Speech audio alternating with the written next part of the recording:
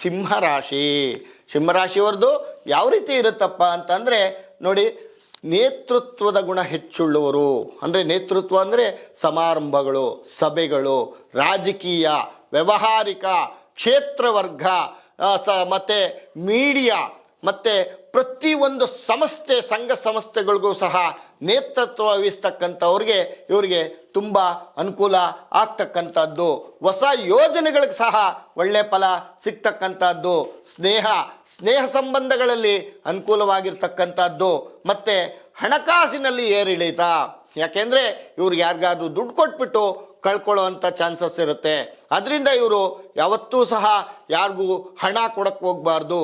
ಅತಿ ಸ್ನೇಹ ಗತಿ ಕೇಡು ಅಂತ ಹೇಳ್ತಾರೆ. ಅದರಿಂದ ನಾವು ಯಾವತ್ತಿದ್ರೂ ಅಪ್ಪ ಬಾ, ಏನು ಹೊಟ್ಟೆ ಹಸಿತಾ ಇದೆಯಾ, ಊಟ ಮಾಡು, ತಿಂಡಿ ತಿನ್ನು, ಕಾಫಿ ಕುಡಿ, ಚೆನ್ನಾಗಿರೋಣ ಅಂತ ಹೇಳಬೇಕು.